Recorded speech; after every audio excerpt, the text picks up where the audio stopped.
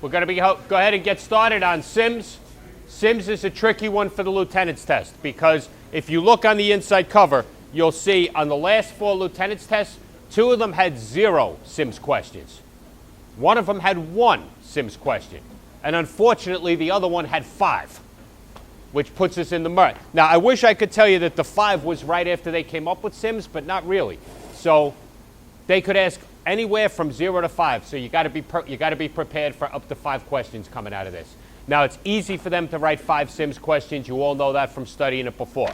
Now, we're going to go to page 3. I'm going to skip the activation and deployment. We're going to come back to that because the way we're going to do the class today is we're going to open right up with how do we set up Sims. How do we set up a Sims command element and a Sims job?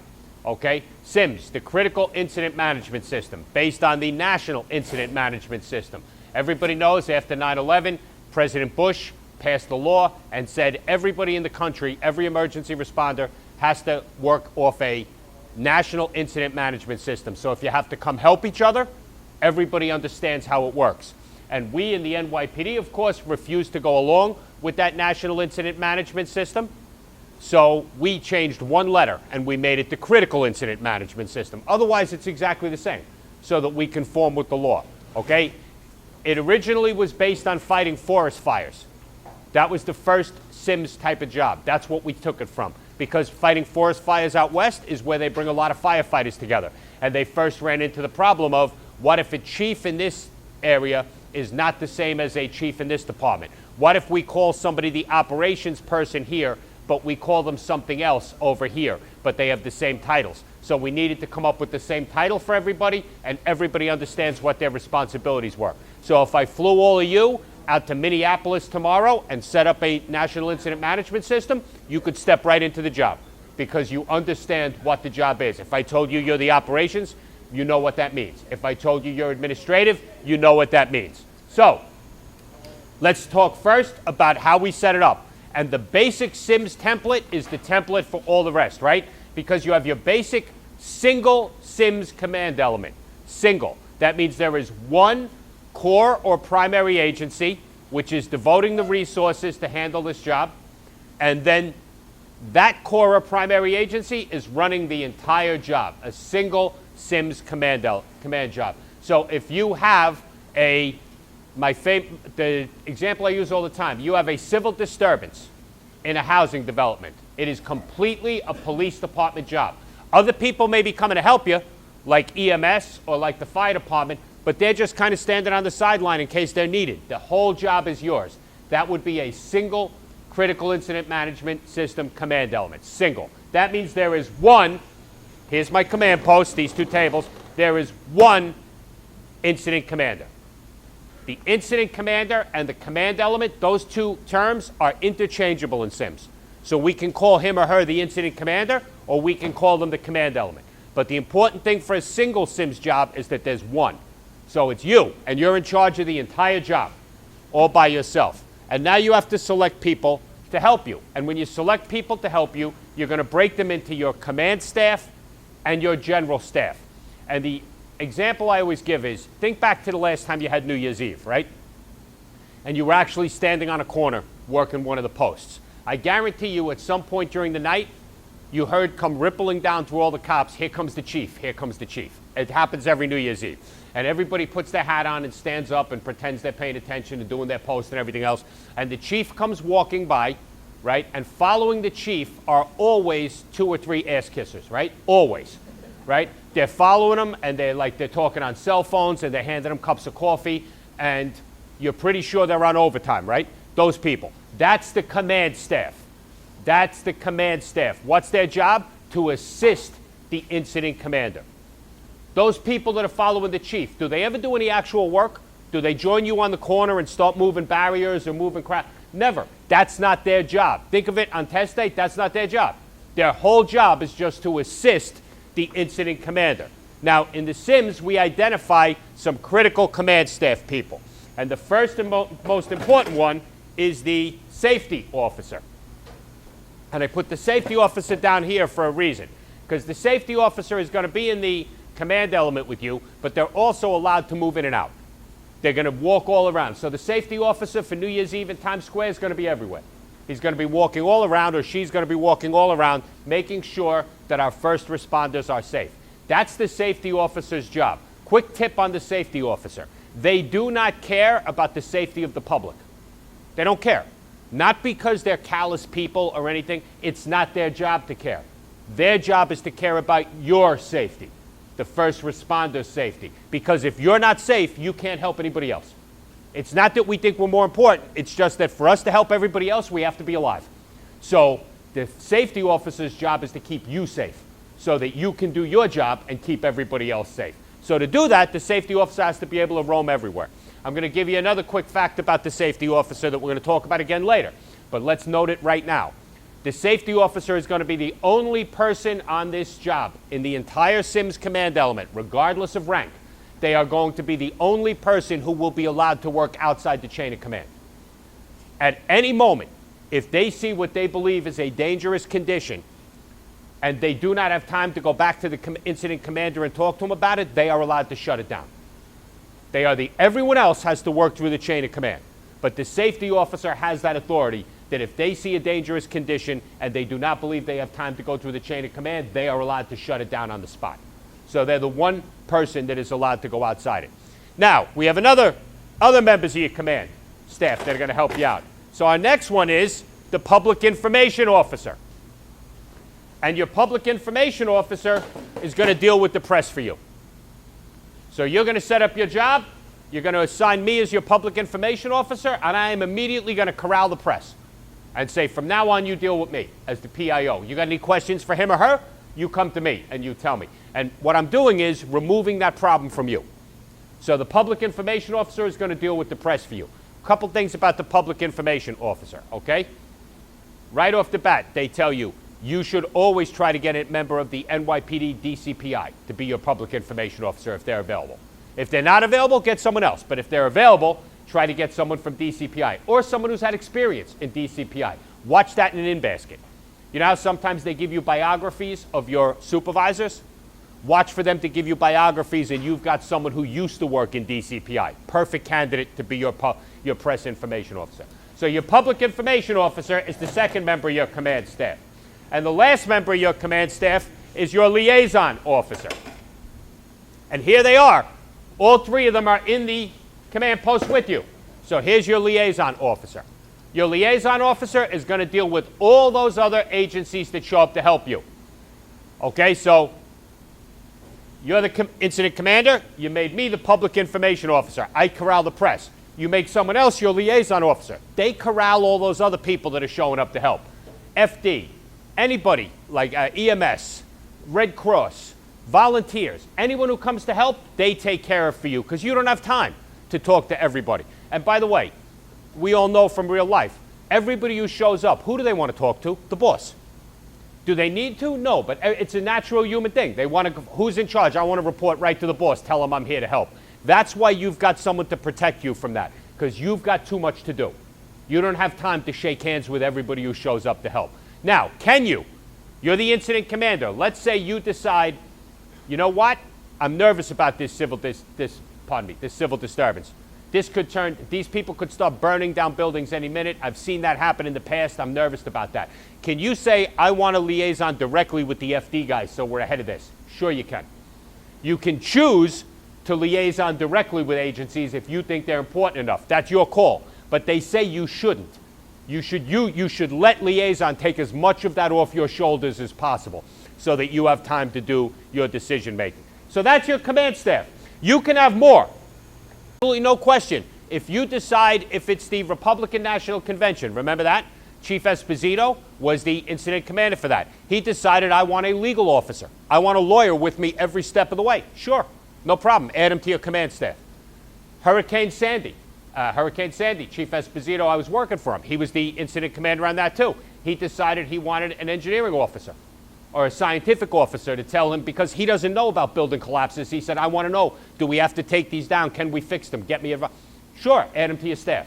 But these three are the three that you almost always have. Your public information officer, your liaison officer, and your safety officer. Now I said almost always, right? This is a Sims is based on the military model, right? The military model, as anyone who was in the military knows, is you can delegate authority. So you can tell someone, you're in charge of liaison, handle that for me. But you cannot delegate responsibility. You're still in charge, and it's your responsibility. It's the exact opposite of the way we usually do things in the NYPD. Well, what's our theory usually? Shit rolls downhill, right? So we blame the lowest ranking guy on any job if something goes wrong. And it's usually some poor cop who's standing there saying, I did what? When they get in trouble for what happened. But we don't do that here in Sims. Here in Sims, all the responsibility remains with you. So let's say you show up at the job. You're a good boss. You show up at the job and you say, you know what? There's no press here. I don't need a public information officer. Is that your call? Of course it is. Sure, you don't have to make any job you don't need to. Okay? But if you don't make a press information officer and the press shows up, guess who has to deal with them? You do. Because since you didn't appoint that job, it remains with you. You decide you don't need a liaison officer? No problem. But if people start showing up, you have to go shake their hand because the responsibility remains with you. So here's your first three. Your public information officer, your liaison officer, they're both here at the command post with you.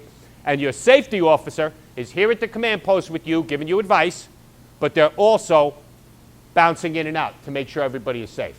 Two more things about your command staff. The liaison officer job. If someone from OEM shows up and says, you know what? This is too important. We're going to take over liaison. Yes, they are. You will always allow them to take it over if they want it.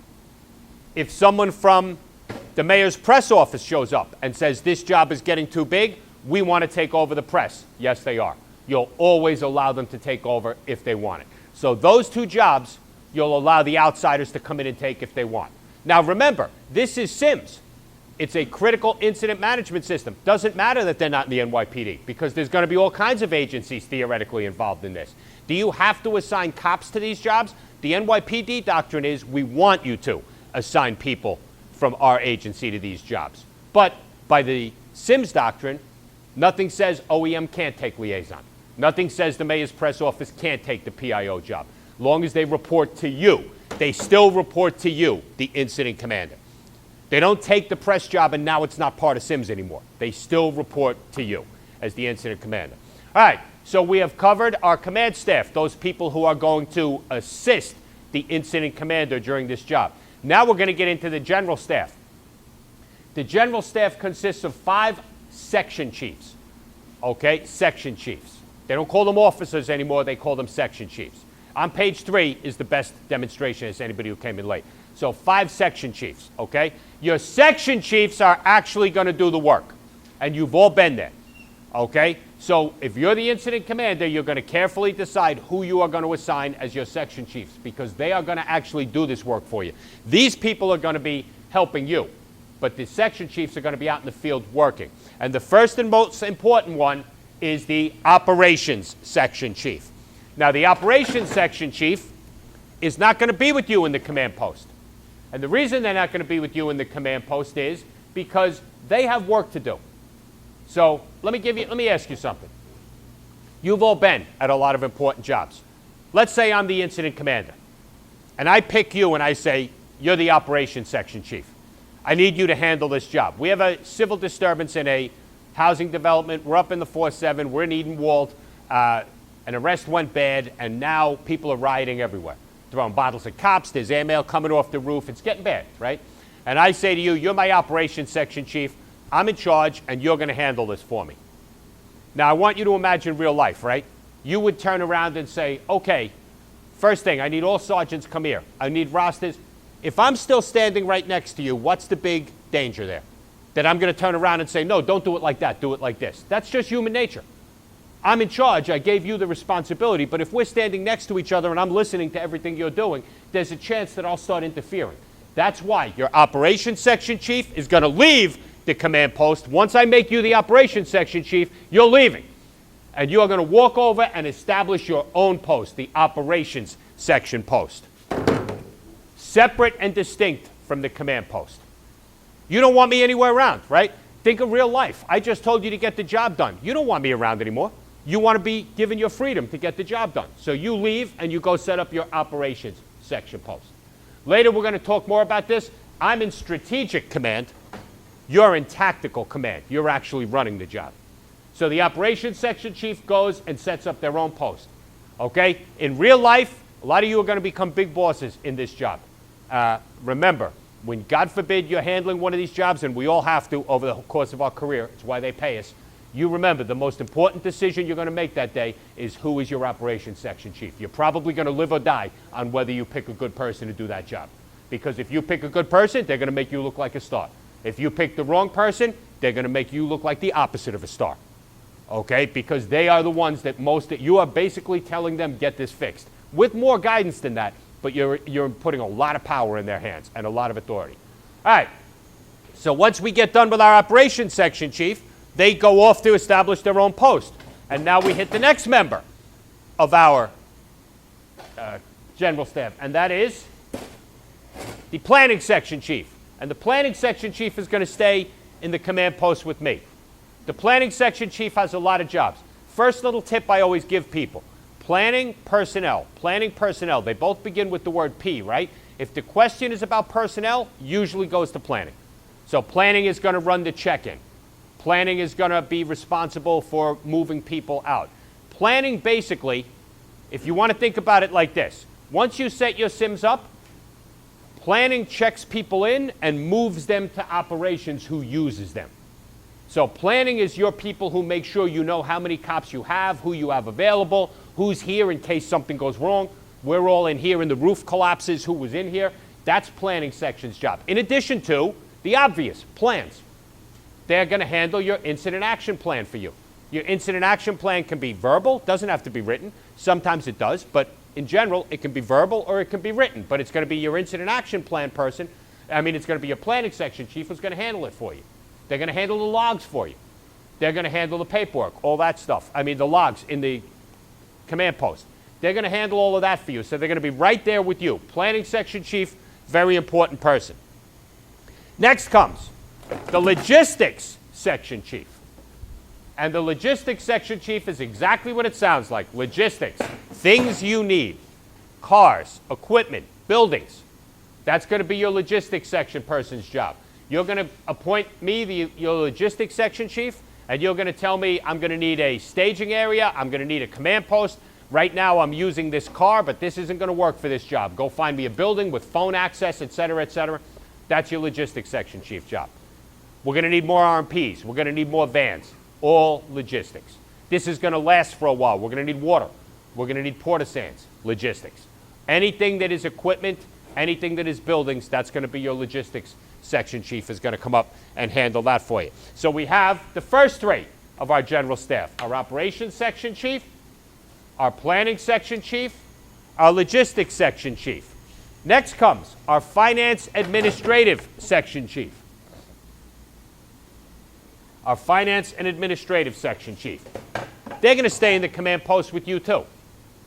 Maybe. Finance administrative section chief is going to handle exactly what it sounds like, paper and money. But not your log and stuff like that, long-term paper, overtime sheets. Who's paying for this? Is it going to be us or is it going to be the feds? Can we keep track of what we're doing so that when we need reimbursement, we'll get it? Now, on a small job like that riot in the housing development we were talking about, what's going to be the only paper? Overtime slips. That's going to be it. You might keep some people on overtime to handle that job. If the only thing you have for finance administrative is going to be overtime slips, you don't have to appoint one if you don't want one. They can tell you just make it somebody working for the planning section chief on a small job like that. But now think about, God help us, 9/11. Okay, that job went on for years. And it was incredibly technical and complicated. Okay, who's paying? Who's reimbursing? How much of that vehicle's usage? You have an RMP. How much of it was used for routine patrol, which is not reimbursable? How much of it was used for this emergency, which the federal government will reimburse us on? The same with our ESU trucks. So you can see where finance administrative starts to become very important. Finance administrative section chief. They handle all your time, money, and paper. All right? Do they have to be here in the command post with you? What generally happens in a command post? Coffee gets spilled, people move around, things get lost, etc. They got a piece of paper down there. Someone comes in, you give them instructions, they pick up that piece of paper and make notes and walk out with it. The finance administrative person can go to a remote location if you want.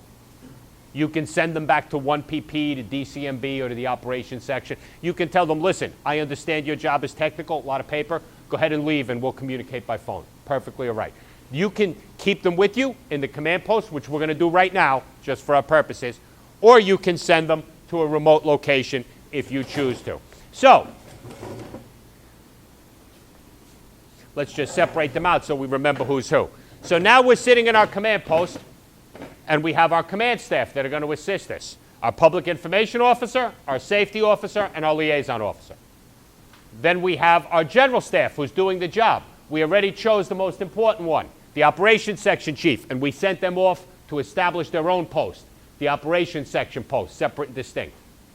Then we picked a planning section chief, a logistics section chief, and a finance administrative section chief. And today we're going to keep them with us in the command post. We know we could send them to a remote location if we want to. And our final general section chief or general staff chief is our, come over here, investigative intelligence section chief. And we're going to put them over here with Kevin, who used to be a detective, to remind everybody that our intelligence investigative section is the detectives.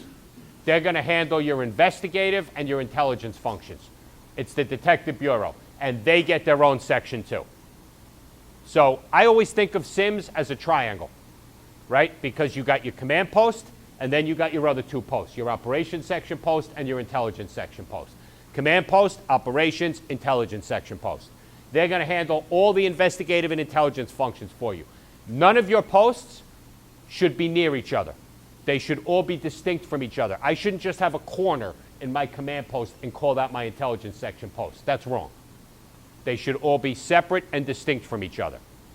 So I got my command post, I got my intelligence post, I got my operations section post. And I've just set up a single command element SIMS job completely. Now I can relax and we can move forward with the job. And we'll talk about people's duties later. One tip. Your operations section post and your intelligence section post. Is it important that they talk to each other? Of course it is.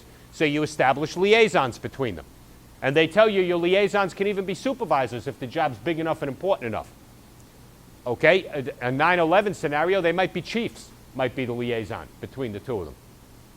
Don't fall for the easy question. You establish liaisons between the intel post and the ops section post. You do not have a liaison between the command post and those two posts. They work for you. You don't need a liaison to talk to them. They work for you. They need a liaison to talk to each other because they're technically of equal rank in this SIMS thing. Now, all of these posts, right? Rank does not matter in SIMS. Assignment matters in SIMS. If you say someone's the operations section chief, they are. That's going to become more important as we talk about our next SIMS operation. Okay, so the next SIMS, now that we know how to set up a single SIMS command job, we're going to move into the second one. And the second SIMS command job, we're going to have more than one core competency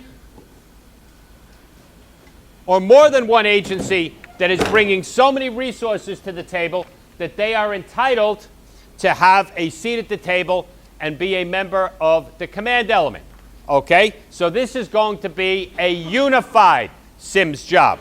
When we're running the show together with another agency and there is more than one core competency involved. So I'd like you to imagine you were happily running the job by yourself in that housing development. You had the riot going on, but you had a pretty good handle on it. You were satisfied. It was all the police department. Fire department was on the side. EMS was on the side. Your liaison officer was handling them, right? Suddenly, buildings start going up on fire, just like you suspected. And now you have a 4-alarm fire going on in the middle of your riot. So in the middle of your riot, you got a 4-alarm fire. I don't know about you, but I don't know how to put out a 4-alarm fire. And now the fire department is going to have to commit significant resources to this. So much significant resources that they should be in the decision-making process. We are now going to set up a unified SIMS job. And you and the fire department boss, incident commander, are together going to form, words are important, a unified command element. Before you had a single command element, now you have a unified command element. And you are going to co-locate, stay together. What do we want to avoid? Everybody see those stupid pictures after 9/11 of the NYPD command post and the Port Authority command post about 20 feet away from each other? But they're not working together. They're completely separate and distinct. That's what we're trying to avoid here. If we're doing this job together, we're doing this job together. So you and the FD guy or girl are going to be right there in the command post together. And you are going to jointly manage this job and bring it to completion. Okay, now, a couple things. How about rank? Does it matter? Let's say the NYPD person is a captain and the fire department shows up with a chief that's got 3 stars on. Rank does not matter. Command element, equal. Incident commanders are equal regardless of rank. You know why? Because we don't have time to start trying to figure out who outranks who. So if your agency designates you as the incident commander, we're going to take their word for it. And you're the incident commander and you're equal. So incident commanders in a unified command element will be equal regardless of their rank in their original agency. We're not going to worry about it. So we got our unified command element. You're sitting here with the fire department guy and you're in charge. And you designate one public information officer who's going to work for both of you. Then you designate one liaison officer who's going to work for both of you. Remember, the mayor's press office can always take over the public information officer. OEM can always take over the liaison officer. Now we hit the safety officer and we got a problem, right? Here's your safety officer. He's ducking in and out. He's making sure your cops are okay. He's running around telling them put a helmet on. Okay, you're not going in there, don't deploy. Where's your helmet? Now you're not deploying. You don't have your helmet. Okay? He's doing all the safety stuff. He's saying, I don't want anybody crossing this line except ESU because we've had shots fired from over there. He or she is running in and out and doing all your safety thing, keeping our first responders safe. Now you got a problem, right? Can you just tell him or her, okay, you have to be the safety officer for the fire personnel also? You guys, every single one of you could probably be a phenomenal safety officer for me at any police operation we're doing. There's not a person in this room who knows enough about fires to keep the fire officers safe. I assume somebody might have volunteer experience or whatever. Talk about that in a minute. So we each of those incident commanders gets their own safety officer. So PD and FD each have their own safety officers. And the PD one will keep the police department personnel safe, and the FD one will keep the FD personnel safe. They're each entitled to their own. Now, let me ask you a question. I just alluded to maybe someone in here is a volunteer. Let's say you're the PD guy. All right, you're the PD guy or girl, and you're in charge of this job. And when it comes to picking the safety officer, you say, I got the perfect person. My special ops lieutenant used to be an ESU. They're hazmat qualified. They're a volunteer firefighter out on Long Island. They take courses on their own. They're also an EMT. You all know the person I'm talking about, right? In your mind, you're thinking about the nut who's like so into this that they spend all their time doing this, right? And you're like, they are going to be super safety person. I'm going to send them out there to be super safety officer. Let's say the fire department guy knows him. And the FD guy says, you know what? I know that guy. You're right. He can be the safety officer for the whole job. Can he? Yes. If the two of them agree to just pick one person to be the safety officer, fine. Make that one person the safety officer. But they're each entitled to their own. Like, I can't say, no, he's going to be the safety officer for everything. Trust me. Wrong. They're each entitled to their own safety officer.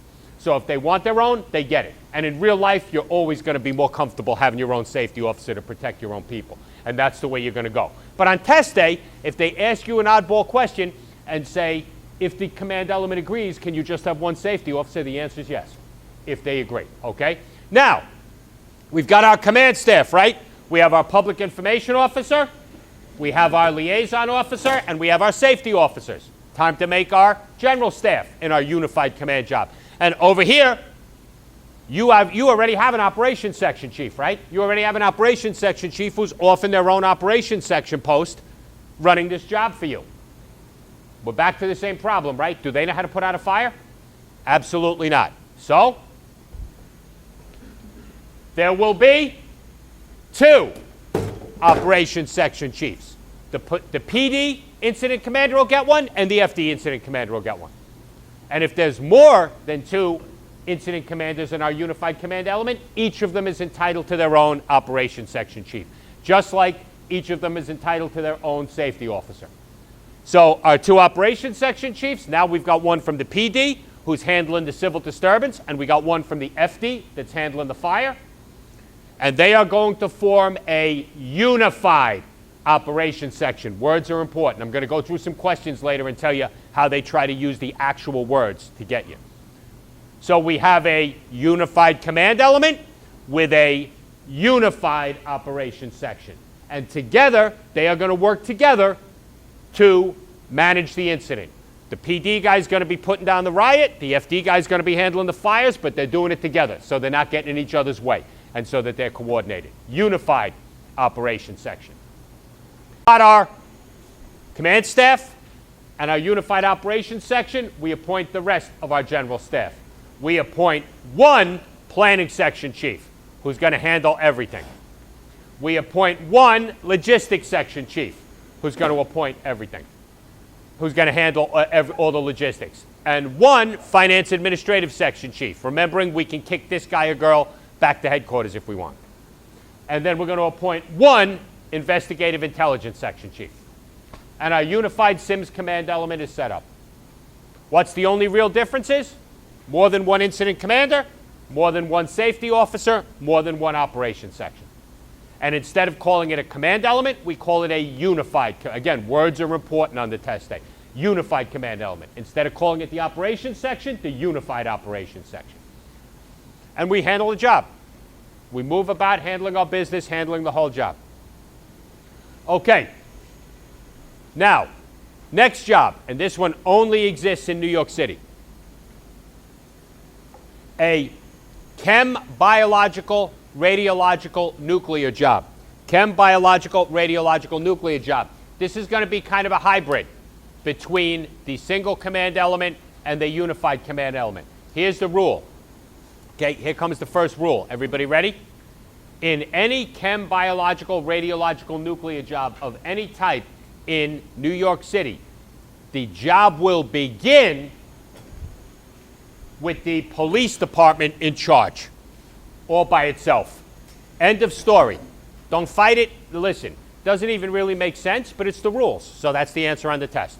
Chem, biological, radiological, nuclear job, until we are sure that there is no crime or terrorism, it is a single command element with the PD in charge. End of story. End of story. Single command element with the PD in charge. Now, how about if they give you a question about a chemical job, and it doesn't seem, it's a train overturned, and there's a gas leak, clear chemical job. Seems pretty normal to you. Nobody mentions anything about crime or terrorism. What's the answer on the test? It is a single command element with the PD in charge. Unless they tell you that there is no crime or terrorism suspected. We automatically suspect crime or terrorism in any chem, biological, radiological, or nuclear job. Until we rule it out, it's automatic. So if they give you a question without saying it, you assume that there's a possibility of crime or terrorism, and the PD runs it by themselves. Now, I'm going to put my incident commander on this higher table, all by him or herself. Here's their coffee, because they're the boss, so people run and get them coffee. Okay? So there they are. There's our incident commander all by themselves. 3 other agencies are required to show up to this job. They have no choice. They have no choice. In New York, they must show up, okay? So the FD guy or girl shows up, and they try to get in the command post, and the NYPD guy says, bullshit, get out. Get out. I'm in charge all by myself. So they go over here. But they got to come. Okay? Then the Department of Health shows up. Department of Health and Mental Hygiene. And they show up. They're required. They try to get in the command post. The NYPD says, get out. We're in charge all by ourselves. So he comes over here and hangs out with the fire department and talks about what a dick I am because I won't let them in the thing. Okay? And next comes the DEP guy. Tries to get in. I got no choice. They told me I got to come. I won't let them in the command post either. So he comes over here and joins the conversation. They have to come, but they are not allowed to join the incident command. It is a single command element with the NYPD in charge at this point. So, since you're the NYPD and you're in charge, you assign a public information officer, unless who overrules you? The mayor's press office. You assign a liaison officer unless OEM overrules you. Now we get to the safety officer, and I got a problem, right? Because I can be as big a dick as I want and say, I'm in charge, ha, ha, ha. But now I got fire department people running all over, and I make you my safety officer, and you tell me, boss, in good conscience, how am I going to be the safety officer for the fire department people? I don't know anything about their air tanks. I don't know their procedures. I don't know anything else. You're right. So you're my safety officer. I open the door. I yell at the fire guy or girl. I say, pick a safety officer, and I slam the door again in the command post. So the fire department gets their own safety officer, and DEP gets their own safety officer, and the Department of Health and Mental Hygiene gets their own safety officer. Even though they're not in the command element, they each get their own safety officer because they have to keep their people safe, their first responders. So we have a single command element, but we have 4 safety officers at this point as we set up our SIMS job. Then we come over here, right? We come over here. What's the next person I'm going to set up? We got our command staff now. I'm going to set up my operations section chief. Same problem. So even though it's a single command element, I'm going to let the fire department have an operations section chief. I'm going to let DEP have an operations section chief. And I am going to let the Department of Health and Mental Hygiene have an operations section chief. I'll just have them hang out here since there's no more room on my table. But now, this is important because it was a question once and it was on that lieutenant's test. Okay? At this point in time, this job should be set up as a single command element with the NYPD in charge with a unified operations section. Even though it's a single command, there's a unified operations section because each of these 4 agencies is entitled to their own operations section chief. Okay? Then I continue all by myself.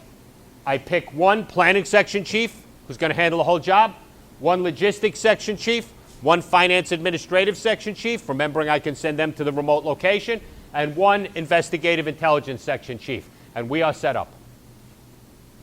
This is a chem, biological, radiological, nuclear SIMS job. A single command element with a unified operations section. And we handle the job. Now, at some point in time, you come to me. You've been my operations section chief, right? So you're doing the hard work while I'm sitting in there reading the newspaper and drinking coffee, and everybody's kissing my ass. My whole command staff is kissing my ass in the command post, right?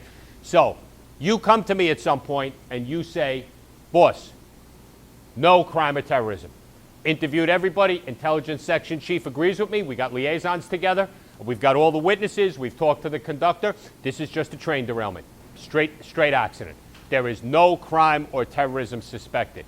At that point, I have to open the door of the command post. And you know these 3 people that have been talking about what a dick I am because I haven't let them in the command post? I have to say to them, hey, I was only kidding. Come on in. You can run the job with me. Because the second that you realize there is no crime or terrorism involved, it reverts to a unified command element. And fire department, DEP, and Department of Health and Mental Hygiene in the NYPD, the 4 agencies, will now operate the rest of the job as a unified command element. And think about it. They've each already got their own safety officer, and they've each already got their own operations section chief in the unified operations section. So theoretically, we should be able to move right forward. It should be seamless. Now, people always ask, so let me get this question out of the way. What about all those people you appointed by yourself? What's going to happen now? Don't worry about it because they don't say, so they can't ask a question about it. As far as you're concerned on test day, the planning section chief stays the planning section chief, the liaison section, et cetera, et cetera.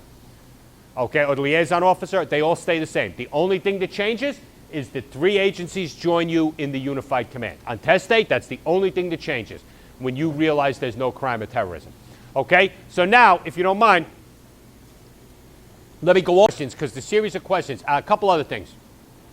When you show up on a job, before I go over the series of questions, let me just run a couple rules by you, okay? The incident commander for the NYPD will always be the highest ranking uniform member present. End of story, okay? Could be a sergeant, could be the chief of department, highest ranking uniform member present, okay? The second you arrive, you are the incident commander. The second you get to the job, there is no, you can't say, oh, wait until I get my SIMS doctrine out. Wait until I find a command post. Wrong. The second you show up, you're in charge.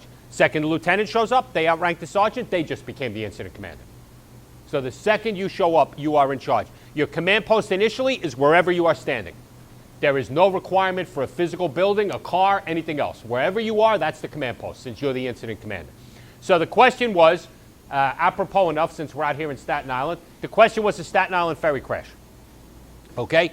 They said there is a Staten Island ferry crash, and there are multiple scores of wounded and dead. Understand? It's a pretty serious one. Scores of seriously wounded and dead. Okay? And there is a fire, an active fire, and as part of the active fire, there is a plume of smoke that is suspicious and cannot be accounted for at that moment. Nobody can figure out what it is. Turned out later on it's diesel fuel, but right now you just don't know, and FD is telling you, I don't like the look of that smoke. They said the fire department is on the scene with a battalion chief in charge. EMS is on the scene with a chief from EMS in charge. They're already effectively removing the wounded. They've already started, and they're doing a good job. They're effectively removing the wounded. Okay? And they had a couple other agencies in charge to show up, the Coast Guard, various other people. Okay? And then they said, you, the platoon commander from the 120, arrive at the scene. And present at the scene is the patrol supervisor and 4 cops. Okay? There are approximately 50 or 60 firefighters working effectively with a battalion chief. There's EMS removing people, etc. The Coast Guard is there. Okay, they said, who's the incident commander? And the answer was, you. Question A was, at this point in time, who is the incident commander? And the answer was, you. Because you're there, and you're the highest ranking uniform member. And it is a potential chem, biological, radiological, nuclear job because of the suspicious plume of smoke that's been reported to you. So it's a CBRN job. The NYPD is in charge by itself. You're the highest ranking NYPD. You're in charge. Okay? Then they said, at this point in time, you should organize the job as, and the answer was, a single command element with a unified operations section, because you're going to be having 4 agencies respond. Okay, next question was what 4 agencies are required to respond. And they tried to trick you into picking EMS because there were so many injured people, but the answer, of course, is PD, FD, DEP, Department of Health and Mental Hygiene. And then the next question was, at a certain point in time, the fire department reports to you, the fire department operations section chief, and says, we have identified the source of the smoke, and it is diesel fuel that's being carried legally on the ferry. And your investigation section chief confirms to you that there is no crime or terrorism involved in this job. At this point, how should you organize it? And the answer was, you change it to a unified command element with the same unified operations section. Pretty straightforward, because we've just spent an hour over it. But you can see where they tried all kinds of angles, like the fact that EMS is there, blah, blah, blah. There's a battalion chief. You're only a lieutenant. Just keep it nice and simple. Forget rank. Forget what resources are there. Just go by the rules. Who's in charge? Okay, we've been hitting this pretty hard. Let's take a 10-minute break, and we will come back and start talking about a very important thing, core competencies. So, okay. Okay, if you could turn to page 2. All right, we were on page 3. That's where we started. Now we're going to go back to page 2, and we're going to make some notes about SIMS. What I'm going to go into next, I'm going to talk about a couple notes that you need to know. Then I'm going to go right into this activation and deployment of the incident management team and mention a couple things to you that I think you should know about that. From there, we're going to jump to core competencies and then to the check-in process. And then we'll go from where we go after there. But these are all places where they've went to for questions in the past. Now, this incident management team, this activation and deployment, you know where this came from? After they created SIMS, Chief Pulaski, we make fun of him a lot, but he did a great job with SIMS, with organizing it, making sure we were in compliance with the NIMS and had what works for us in the city. He did a great job with this one. So, of course, what's the reward in the NYPD for doing good work? You get attacked by everybody, right? So all the chiefs that felt that they were slighted in here complained, chiefs and deputy commissioners. So we had to create this, okay, let's put you into the activation. Before I get into that, I mentioned to you when we started, right? You're the incident commander. I want you to picture yourself sitting in that chair up there. Do you have to appoint anybody? No. If you feel like doing the whole thing yourself, knock yourself out. All right? Remember, this is modular. You only appoint the people you need. And if you don't appoint someone, you keep their responsibilities. So let's take the simplest thing that you might use this on, a missing persons. Maybe you're the patrol supervisor or the platoon commander, you've got a missing person, and you show up and you say, you know what, I don't need any of this. Let's go. Let's get out there and work, and I'll handle everything myself. Sure you can. You can do that. Always remembering, if you do not appoint someone, then the responsibility remains with you. But there are 2 times when you must appoint someone, only 2. There are only 2 musts. The first one is any time the NYPD is in charge of the job, you must have an investigative intelligence section. Now that doesn't make any sense, because what if it's small like don't fight it. The line is right in the book. Anytime the NYPD is in charge, like a single command element, you must have an investigative intelligence section. We're not going to cut the detectives out. The second one, if it is a chem, biological, radiological, nuclear job, you must have a safety officer by federal law. Now, do you have to have all 4? No, but you must have at least one. If it's a chem, biological, radiological, nuclear job, you must have a safety officer.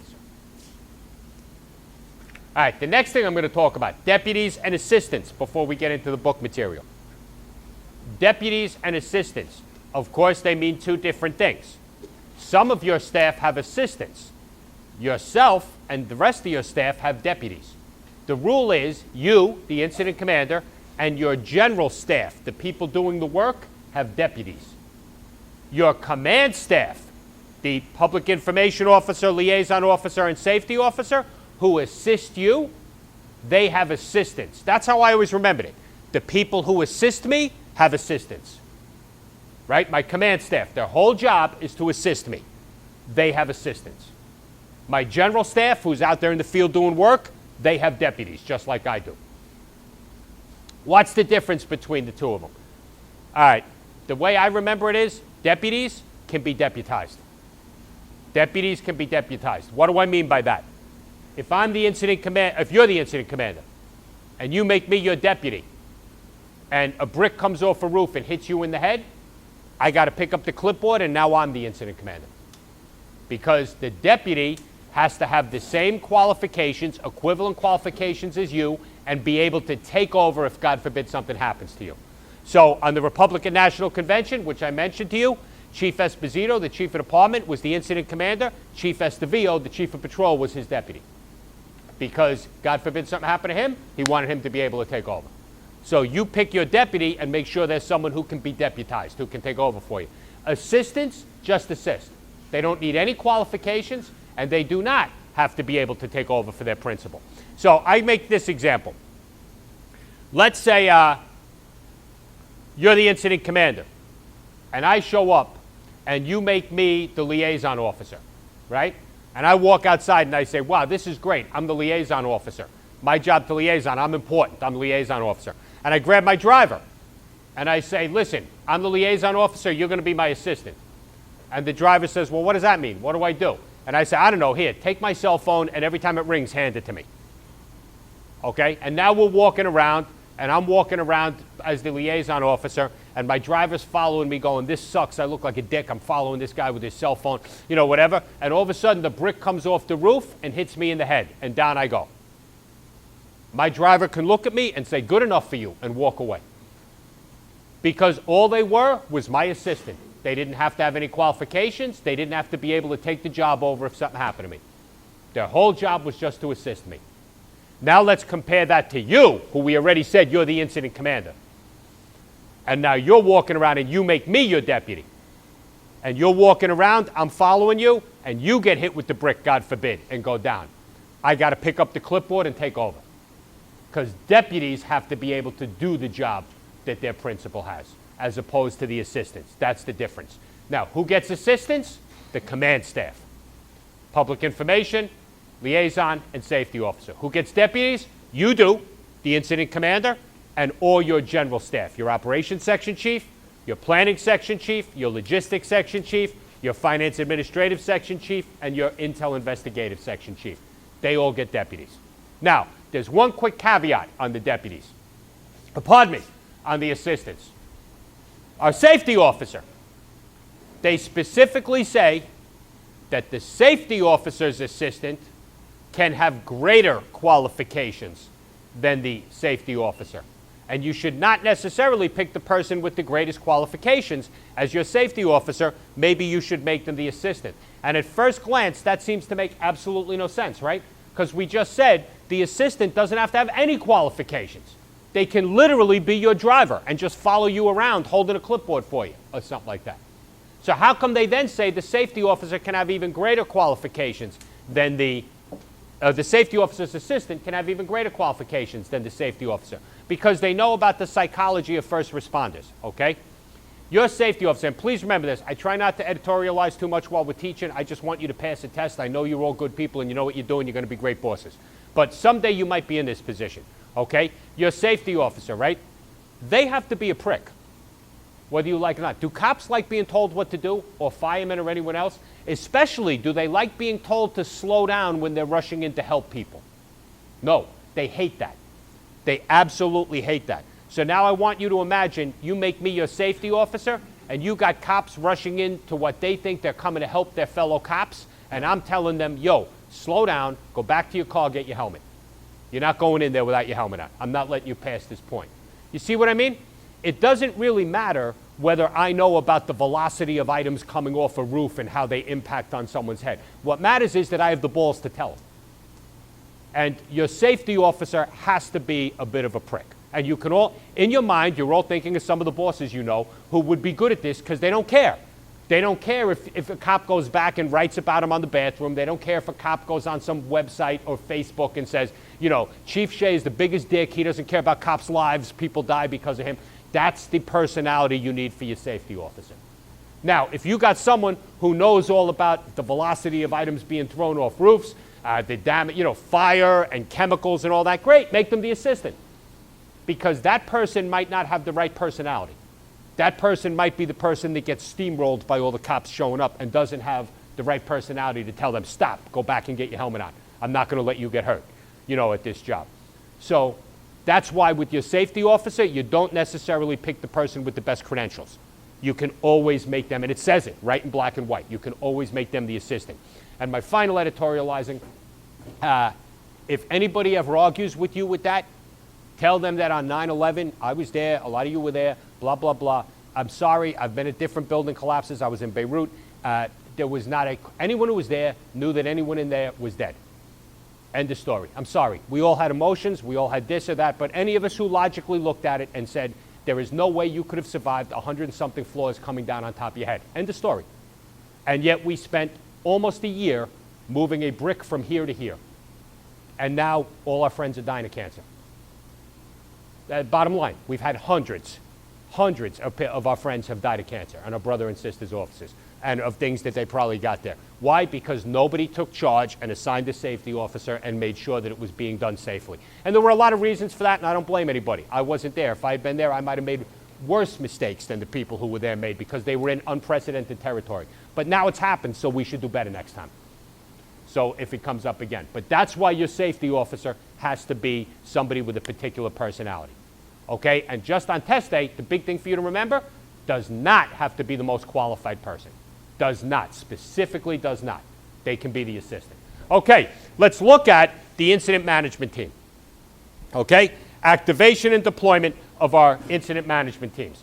Okay, command element has not changed. Command staff has not changed. General staff has not changed. They created 3 levels of activation, and they gave people the authority to activate at those levels. So for a citywide SIMS incident, what they call, you get a question and they tell you there's going to be a citywide SIMS incident, only the big 3 can activate. Nice and easy, right? None of you are going to get that one wrong. If the job involves the whole city, big 3. PC, first step, chief of department. They are the only 3. You see those names all the time in the guide. They are the only 3 who can activate a citywide SIMS incident. For a borough-wide, it's the chief of patrol, the borough commander, or if neither of them are present, the duty chief. Chief of patrol, borough commander, or if neither of them are present, the duty chief. Bureau-wide is specific for transit and housing, and it's obvious, the chief of transit or the chief of housing if appropriate. And if neither of them are, if they're not present, the duty chief. So one more time, because this could be a question for you. What are our 3 levels? Citywide, big 3.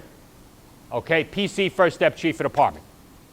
Borough-wide, chief of patrol, borough commander, if they're not present, the duty chief. Bureau-wide, and don't fall for the words, borough, bureau. Bureau-wide is specific to what? Transit and housing. Chief of transit if it's transit, chief of housing if it's housing. If they're not present, duty chief. Those are our levels of activation.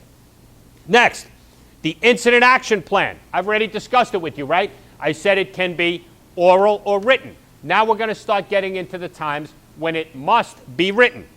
Okay? The incident action plan must be written. What it says here in this procedure, 22028, is if the operational period is usually 24 hours or less. So they'll basically give you 24 hours to get your job completed.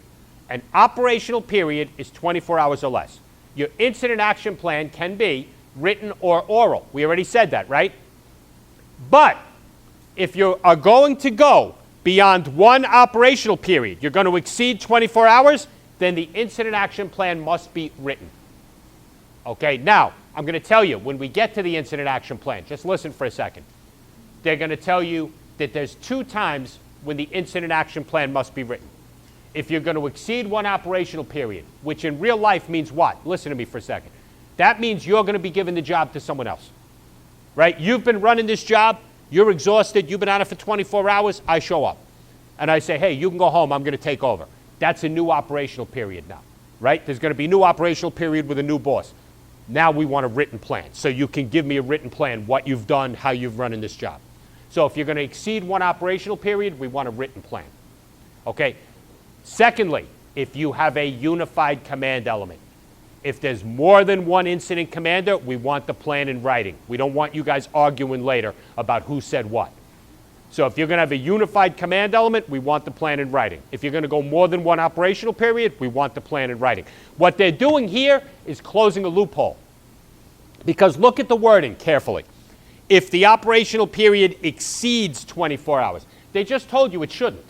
Your operational period should be 24 hours or less. What they're worried about here is, you know that boss, and some of you can think of them. I can think of a couple names right off the bat. You know the boss who thinks he's Superman?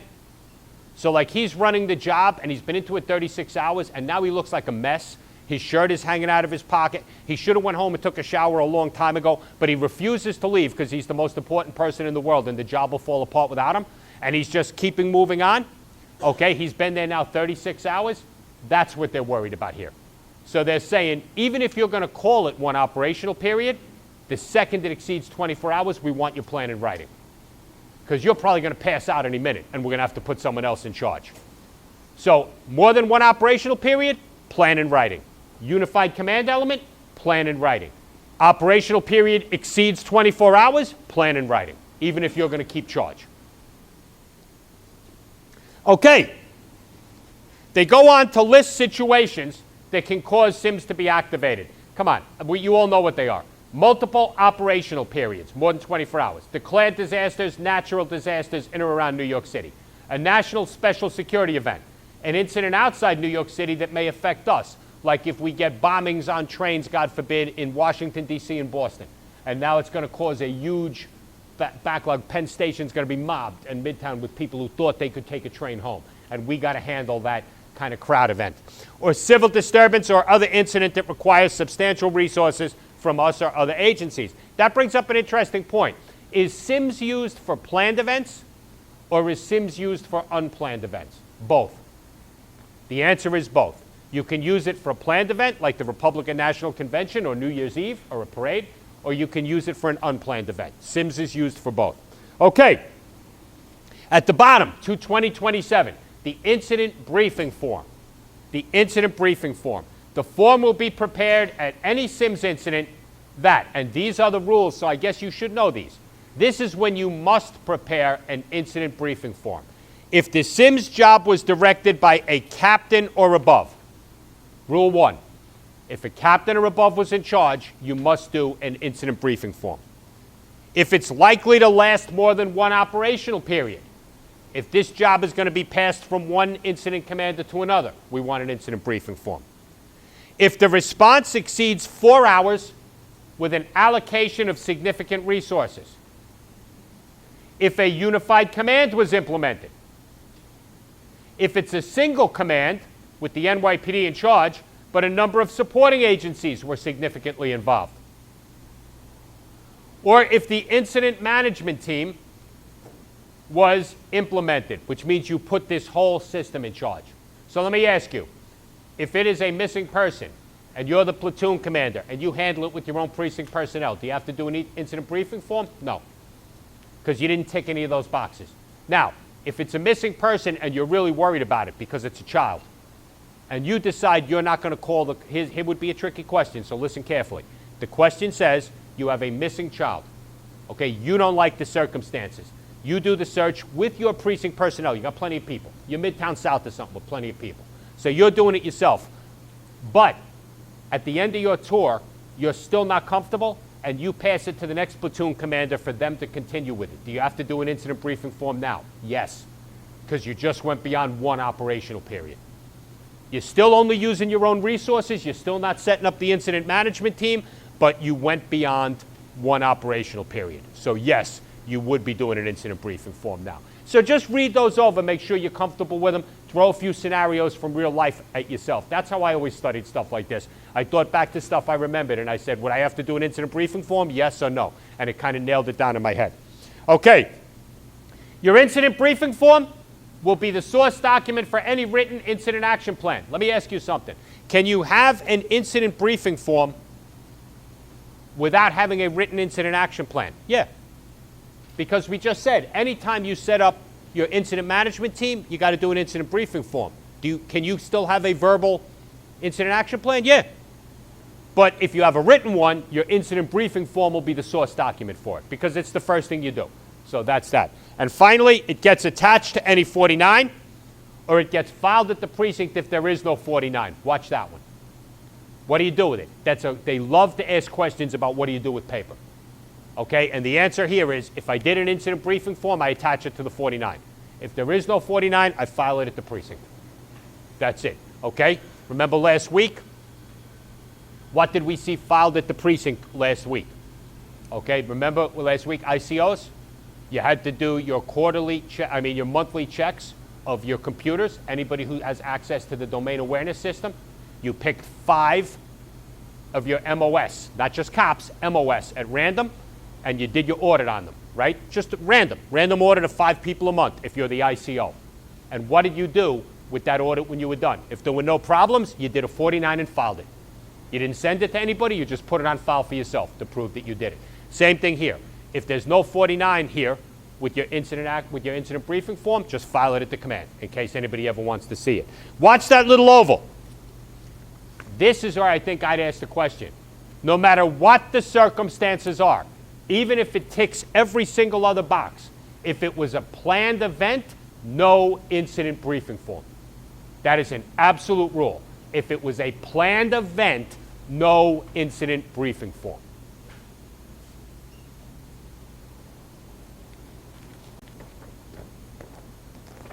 Okay, let's go forward now to page 7, and let's look at core competencies, which they have asked several times.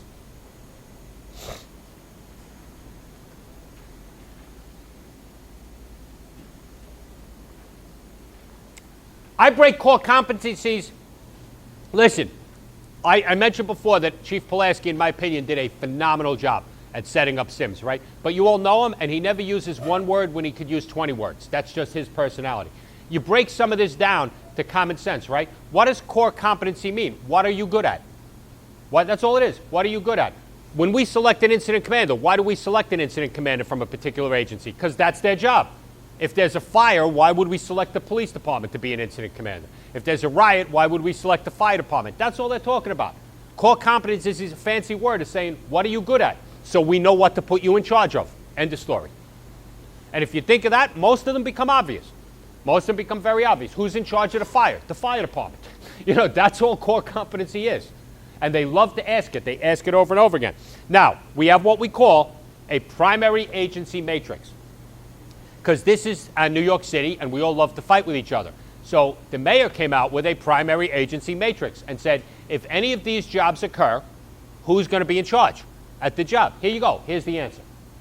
That's what they said. So that's your primary agency matrix. Most of them are obvious because they fit who's good at it. Who's in charge? The person who does it. Okay? If there's a disturbance in a correctional facility, guess who's in charge? The corrections department. That's what most of them are. But there's a couple that we have to make note of. So, auto extrication. Somebody trapped in an auto, right? A pin job. Who's in charge? Either the NYPD or FD, whoever gets there first. Same with a boat in distress. Either the NYPD, FD, whoever gets there first. Listen, if you were pinned in the auto or if you were on a boat that was sinking, do you give a shit who rescues you? Of course not. That's why in those two jobs where someone's life is immediately at stake, whoever gets there first takes over the job and runs it. NYPD or FD. A pin job, an auto extrication, or a boat in distress. It's either us or FD, whoever gets there first. Next, citywide cyber, the NYPD and or the Mayoral Department of Information Technology. Either one of us will take the job or we'll work it together. Civil disturbance is the NYPD. Now, from this point on, when I used to study these, I used to shorthand it with one exception. If it's a rescue, it's fire departments. If it's law enforcement, it's mine. And you'll get them all right if you remember that. So, a civil disturbance is law enforcement, so that's the NYPD. A confined space rescue, as soon as I see the word rescue, that's FD. Correctional facility disturbance, Department of Corrections. Down tree, FD and DPR. Okay, FD and DPR, down tree. That's kind of new one, so watch that one. Why FD is involved in a down tree, I don't know, maybe because it might hit power lines, but I would watch that one because it's kind of new. Elevator emergency, FD. Emotionally disturbed person is us. An entrapment or impalement is FD. An explosive device or bomb threat is us. A fire is FD. A hostage incident is us. A sniper incident is us. A special event is us. A structural collapse is FD. A structural collapse is FD. A suspicious package is us. And here's the tricky one. Water ice rescue. The only rescue that belongs to the NYPD. A water or ice rescue. And please do not confuse a water rescue with a boat in distress. Boat in distress is first person to get there. Water rescue, if you use the words of water rescue, it's the NYPD. It's the only rescue that's ours. Turn the page. And at the top of page 8, first we're going to talk about subject matter expert agencies. Okay? We're going to have a couple more definitions before we go into our uniform matrix. A subject matter expert agency, if they ask you what that is on the test, that is an agency that has expertise but not resources. Does that make sense? What the example I always use is, let's say you have a plane crash like the one we had in Jamaica right after 9/11, right? That's a nightmare, right? So now you got a plane crash and you're the incident commander, and the FAA guy shows up all by himself. Car pulls up and out gets the guy, right? And he's all by himself. He doesn't have anybody to help you. He can't put out a fire. He can't help there were no wounded, but he can't help you recover bodies, anything else, right? But he knows about that plane. He knows how many people are on it. He knows how wide the crash radius should be. He knows what height it was at when it went down. That's what they're talking about. He has expertise, but he does not have resources. That is a subject matter agency, expert agency. They will be with you, helping you, but they will not be a commander. You will not make them an incident commander because they're not bringing any resources. They will just be with you in the command post helping you. A subject matter expert agency. Okay, please remember that definition. Next definition, a potential primary agency. This is an easy one to explain. A potential primary agency is an agency that may be taking over this job because of their jurisdictional authority. So, when I worked myself, the car in Times Square, the car bomb in Times Square, right? That opened up as an attempted car bombing in Times Square. NYPD was in charge all by itself, right? Explosive job. We're in charge all by ourselves. The FBI showed up. If it becomes terrorism, guess who's in charge? The FBI is. Because President Bush made that clear. He passed law. He said, terrorism jobs, the FBI is in charge. The FBI identified themselves as and this worked, by the way, worked really well. They identified themselves as potential primary agency. They said, you guys keep running it, because right now we're not sure. But the second we begin to suspect terrorism, we're going to have to take it over. So we're going to be a potential primary agency. We're going to hang out in the command post with you. We'll be aware of everything that's going on. We'll give you any resources you need. And this way, if we have to take it over, we can just flip the switch. That's a potential primary agency. So two agencies that might be with you that you might not give a formal role to, subject matter expert agencies and potential primary agencies. All right, next, let's look at our primary agency matrix, the unified command matrix. So if we have an aviation incident, the primary agencies will be FD and NYPD. Everybody see that yesterday when the plane went down in the East River? There's the NYPD and PD working together exactly as they're supposed to. Okay, so that will be a unified command element with the NYPD and the PD together. So aviation incident, NYPD and FDNY. Chem, biological, radiological, nuclear, or HAZMAT. Okay, the primary agencies they identify as the NYPD, FDNY, with potential primary agencies, the Coast Guard, DEP, and Department of Health and Mental Hygiene. Remember, what was it, our in-basket? They threw that question at you. This is a bit of a conflict in the book, because under CBRN, they told you it opens up as a single, and when it becomes unified, you're going to have all 4 agencies in there. Here, they identify your potential primary agencies as NYPD, FD. It's just not complete. Yeah, the NYPD and FD are going to be there. 2 other agencies are going to be joining us. And they remembered that, and they asked that question on an in-basket, so be aware of it. If you see a chem, biological, radiological, nuclear, and they give you 4 possible answers, if one of them is NYPD, FD, DEP, DOH, MH, that's the answer. But if that's not a possible answer, and NYPD, FD is there, that's the answer. And it was a test question, and it passed all the challenges, so don't fight it. Citywide public health, Department of Health, Mental Hygiene, NYPD, FD. Explosions, FD and NYPD. Natural disaster, weather emergency, OEM, NYPD, FD, DOT, Department of Sanitation. Rail incidents, us in the fire department. Utility incidents, us in the fire department, either electric, gas, or steam. Utility incidents with water or waste, DEP, FD, NYPD. Utility incident with telecommunications, Department of Information Technology, NYPD, FD. The only one I'm aware of them asking was that question about the question on the in-basket that we gave you, where it was FD and us. Okay, let's jump ahead. We're going to come back to our commanding element, but let's jump ahead to what I think is the next important thing. I go in order of importance. So again, we're going to talk about the check-in process. So now we know how to set up a SIMS job.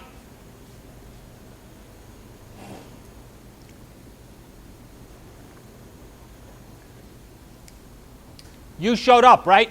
You set up your incident management team. You know how to do, you know whether or not you need a plan. You know whether or not you need an incident briefing form. You even know the 3 levels of activation and who can authorize them at each. What are we missing? Our cops, right? We're missing our cops. We got all the chiefs, but we haven't accounted for the Indians yet. So let's talk about the check-in process. And why is the check-in process important? 2 reasons. You need to know what resources you have available, because you got to run this job. You need to know, do I have 10 cops or do I have 100 cops? Because I'm going to make my decisions differently based on what I have available. And God forbid something happens, you need to know who's in there so you can get them out, so you can run the rescue. So for 2 reasons, our check-in process is going to be crucial. Okay? So on page 30, this has been on 2 sergeants' tests. They've never asked it on the lieutenants, but they're quite likely to. Let's look at the check-in process. Okay? First, which one of your command or general staff is going to run the check-in process for you? The planning section chief. Remember we said P&P, personnel, defer to planning. So the planning section chief is going to run the check-in process for you. The planning section chief is going to have a resource unit. Okay, let me ask you something. If you're the planning section, you're the incident commander. From now on as we talk, I want you in your head to be the incident commander. And I'm your planning section chief. If I don't assign a resource unit, who's responsible for the check-in process? I am. If I assign a resource unit, they can do it for me. But if I don't assign a resource unit, it defers back to me. Remember, it rolls uphill, not downhill. Okay? So the planning section chief assigns a resource unit, and they will perform the check-in process wherever it occurs. When we check people in, what do you think we want you to use? Detail rosters. Okay? Detail rosters or other appropriate forms of logs. We should try to record it on a computer electronically if you can, but it's not crucial. You can use detail rosters. You must have a schedule for calling in the numbers. That schedule will be set by me, the planning section chief for you. So think for a second. You're the incident commander. You put me in charge of this. I send out my check-in recorders, and I set up a schedule. All right, every 15 minutes at the beginning. You know how crazy the beginning of a job is. Every 15 minutes, I'm going to tell you what you have available. Maybe as the job goes on, I'm going to change that to every half hour, every hour, maybe every shift if it lasts for a while. But that's up to me. The planning section chief will set a schedule. You can tell me, of course, because you're the boss. But I should have a schedule that I report to you what resources you have available as they check in. Okay? Let's continue on. There are 4 places that you're allowed to check in. And one of them is a if, so don't worry about it. But there are essentially, so there's 3 and there's 4. And the first one is our staging area. Okay, what is the staging area? The staging area is going to be a location where people show up and check in. Okay, once they're checked in, they're formed into teams or whatever you need, groups, units, whatever, and they are then deployed from the staging area. The staging area is not a place where people hang out. It's not a place where people gossip. It's a place where people are formed up, ready to go, and will be deployed. If anyone's ever been in the military, you know when you're going to go on a helo assault or something like that, you know the very last moment when you're all in the sticks, ready to go, everything's been checked, all you're going to do is stand up and get on the helicopter, that's your staging area. Nobody's going to the bathroom anymore. Nobody is checking their gear. You are literally ready to go. That is your staging area, okay? So you can check in at the staging area. You can check in at the incident command post. You can check in at the intel investigative section post for investigative people, and you can check in at the helibase.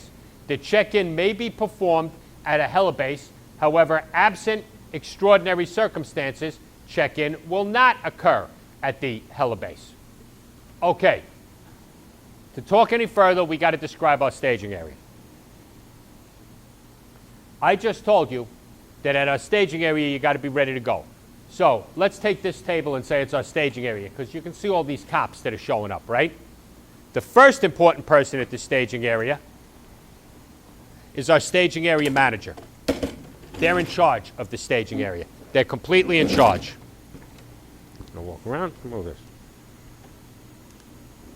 They're in charge. Staging area manager. They run the whole thing. Who do they work for? The operations section chief. Every time the operations section chief needs resources, this staging area manager has 1 and 8s with a van, right? We're all familiar with that. 1 and 8s in a van sitting ready to go. The operations section chief calls the staging area manager, says, send me another 4, 1 and 8s. Go. And he starts forming the next 1 and 8s. He or she. Staging area manager works for the operations section chief. Standing next to the staging area manager is the check-in recorder. Who's the check-in recorder work for? The planning section. So you show up. All right, no, you're the incident commander. A sergeant shows up with 8 in a van, 1 and 8 in a van. The sergeant shows up. Who does he report to? The check-in recorder. He or she reports to the check-in recorder, gets put on a roster, 1 and 8 in a van. Check-in recorder sends them to the staging area manager. Because now they're checked in. We know you're here. God forbid something goes bad, we're going to be able to account for you. Go see the staging area manager. Staging area manager tells you, sit right here, and you're 1 and 8 till I deploy you. Or maybe he tells you, go in the reserve. But the bottom line is, once you're checked in, you become operational. And now operations owns you. And you're sitting at the staging area waiting to be deployed. Your operations section chief calls, says, give me that 1 and 8, off they go. So, check-in recorder, staging area manager. How about the intel investigative people? Do they come here? We all know the detectives are special, right? No offense to detectives here, but I mean, they're special. They don't check in with everybody else. They check in to the investigative section post. They're checking in. Our detectives, our investigative people are checking in over here. So, we have to assign a check-in recorder here too. And the detectives check in, get put on their roster, and go over to the investigative section chief and are given assignments. Third place we can check in, command post. Remember, at the beginning of this, you're only going to have a command post, because where's the command post at the beginning? Wherever you are standing. So the first people who show up got to check in directly with you. So you tell your planning section chief, get me, take care of this, these people checking in. The planning section chief assigns a check-in recorder at the command post. So they check in at the command post, they're assigned to the operations section chief, and away they go. So where are the 3 places we can check in most circumstances? The command post, the staging area, and the intel investigative section post. Okay, now, they also say you can check in at the helibase if you must. Now, that requires extraordinary circumstances and that there is a helibase, which there ordinarily will not be in New York City. That's a holdover from fighting forest fires. You've seen some of those forest fires out west, and as these firefighters show up from other jurisdictions, they have to throw them right into it. That's why they let them check in at the helibase. Because they're literally showing up at the helibase and being told, great, you're here, jump on the helicopter.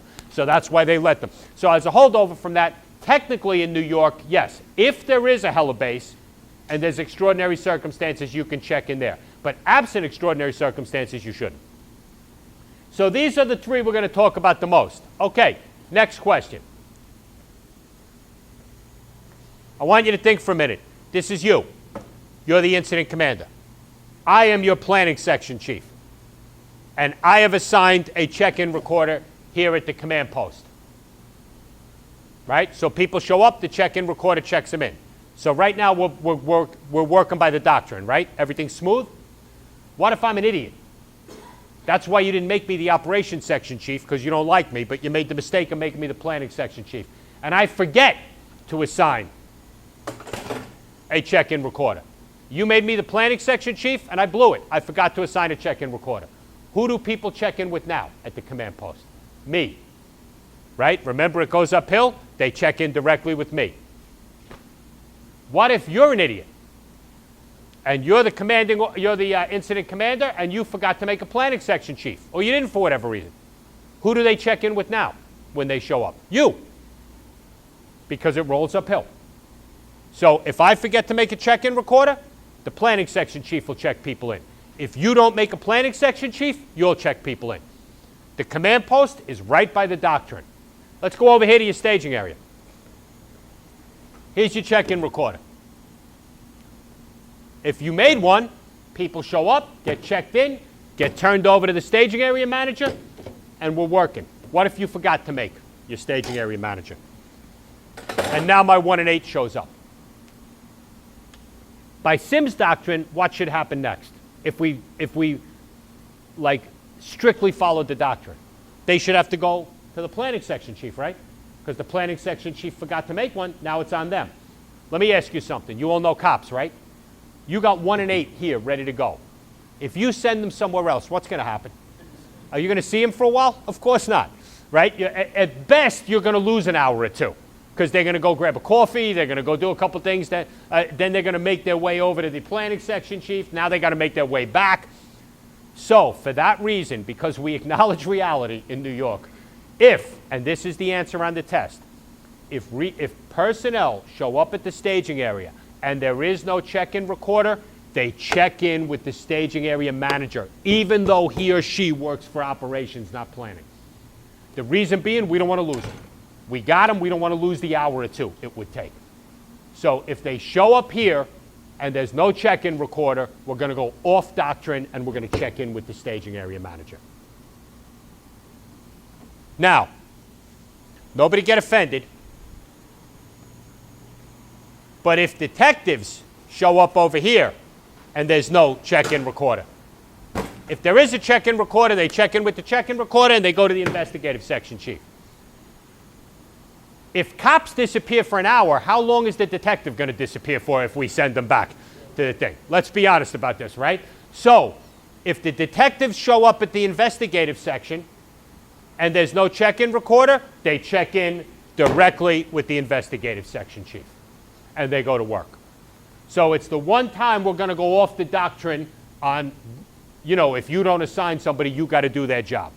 If they show up, if personnel show up at the staging area and there's no check-in recorder, the staging area manager is going to check them in even though they work for operations.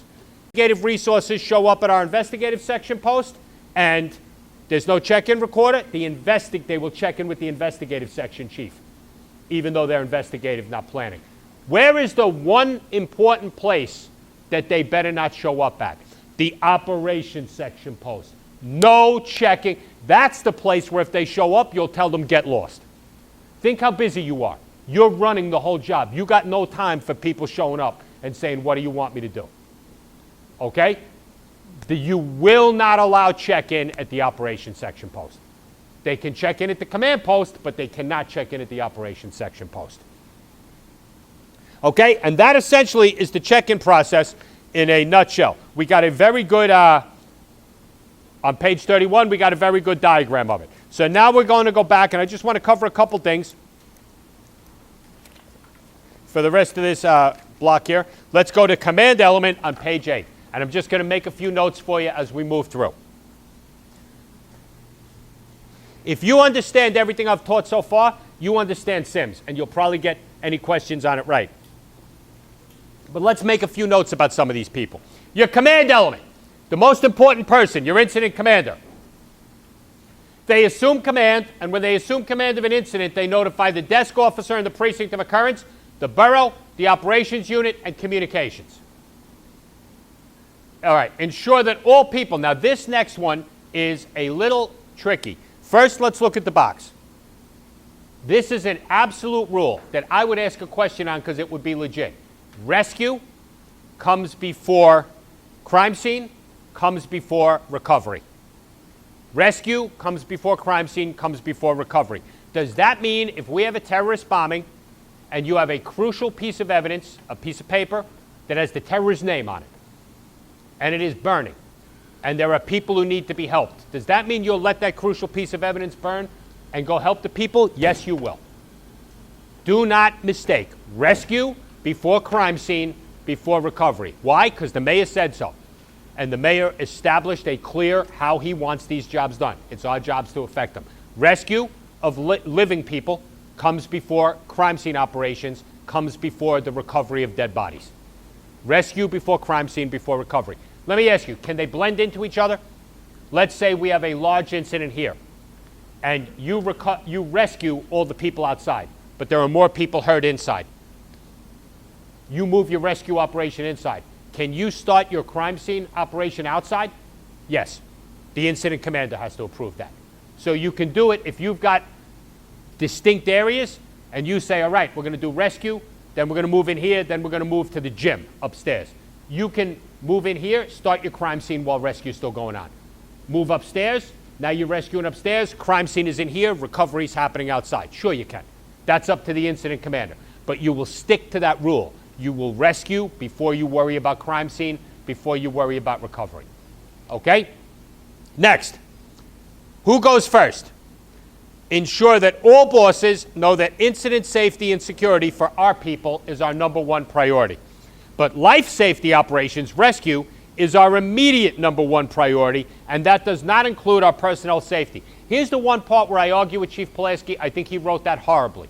Okay? The bottom line is, if they ask you, what is your immediate #1 priority? It is the rescue of any innocent people that may have been hurt. All right, what about life safety for our people? We just said it's your #1 priority. No.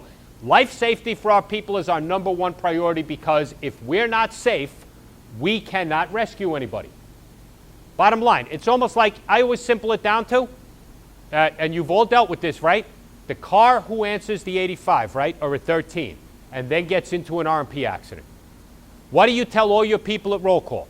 If you get hurt on the way there, you're not helping anybody. So please drive safely. Okay? Because again, if you drive recklessly and get into an accident, you can't help the cop who needs help. Same thing here. If we can't keep our people safe, they can't rescue the civilians. That's why the safety of our people is our #1 priority. But rescue is our immediate #1 priority. And you all understand this. If, God forbid, you got somebody who's about to die in here, are you going to say, hey, I got to get my helmet before I go in? Of course not. That's why the rescue of innocents is your immediate #1 priority. But they remind you the safety of your people should be your #1 priority also because they can't help anybody. He wrote it very confusing. He could have done a better job on that. Site management operations, getting control of the site. High on the list is done by conferring with other agencies.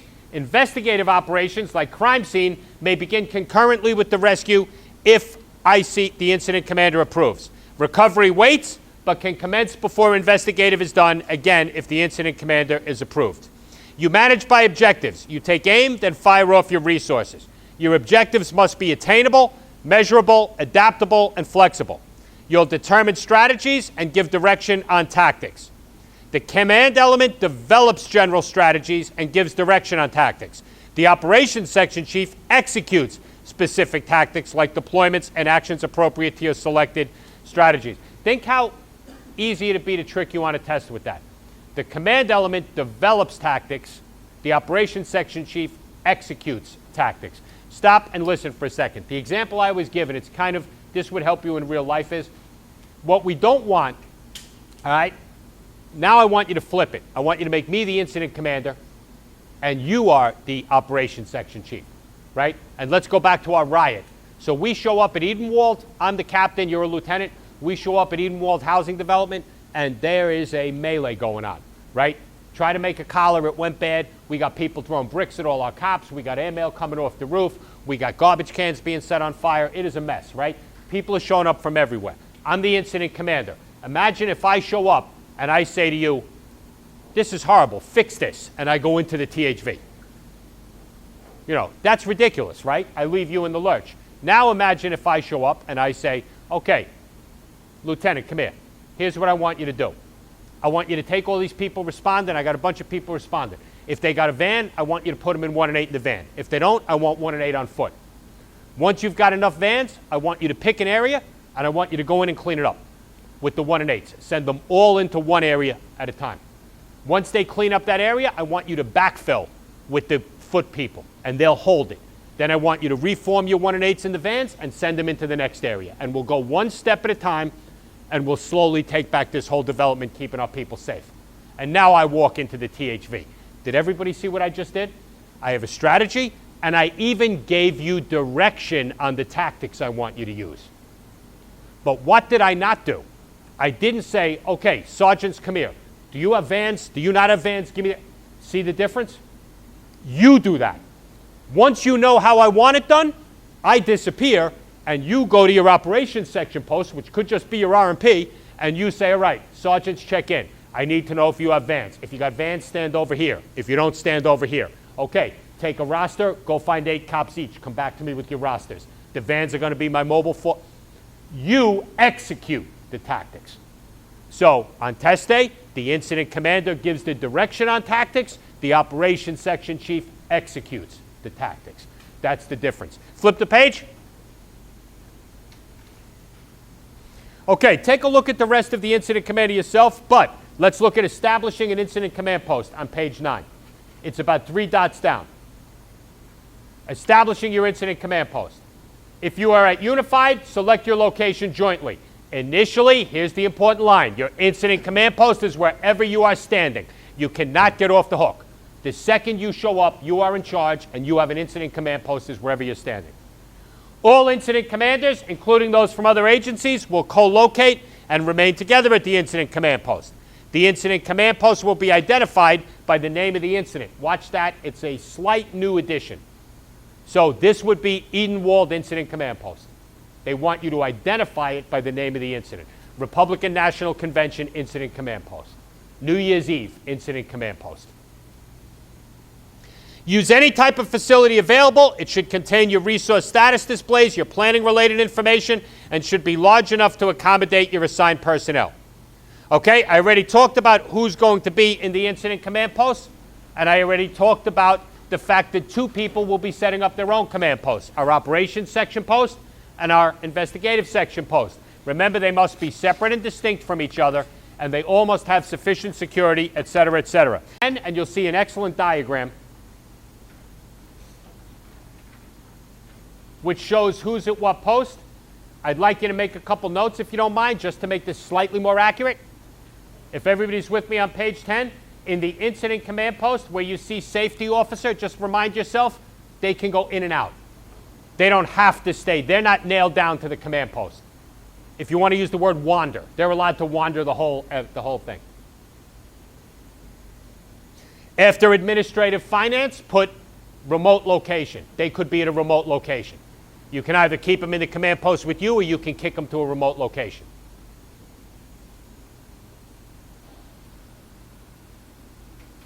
Okay, between the two posts, operations and intel, if you do me a favor, draw a line and put liaison. Because remember, operations and intel are the ones that are allowed to assign liaisons to each other. And those liaisons can even be bosses. But there is no liaison between the command post and those posts, only between operations and intel. And only because I like repeating things, if you don't mind, by operations section post, right inside it put the words no check-in. That's the one that you're not allowed to check in at. Okay, now if you look at that quickly, you pick up like 5 or 6 additional pieces of information that could be a question. All right, at the top of page 11, establishing an incident command post, you notify, once you establish your post, you notify the same people you established at the beginning. Pardon me, that you notified at the beginning. The desk officer, the borough, operations, communications, but now also the emergency operations center and any other appropriate unit of government agency. Request the flag or some sign to ID your incident command post, and also request your command post vehicle. And the rest of it is all pretty straightforward for the incident commander. Take a look at it. I already covered deputies and assistants. Go to the next page, page 12.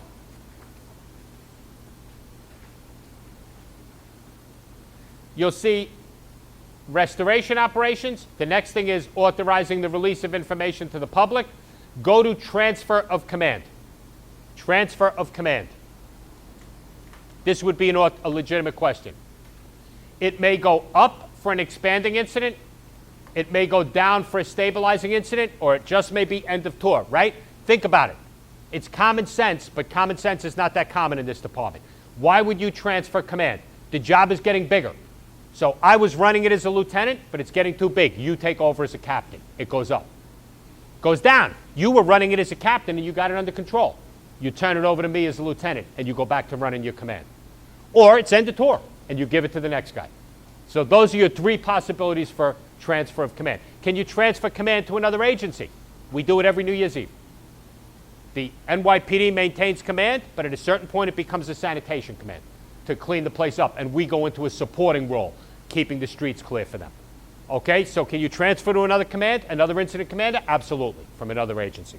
Okay, as the incident changes, so may the primary agency change, indicating a transfer of command. When you transfer, you also transfer your command staff officers and general staff section chiefs, and you use a command element brief.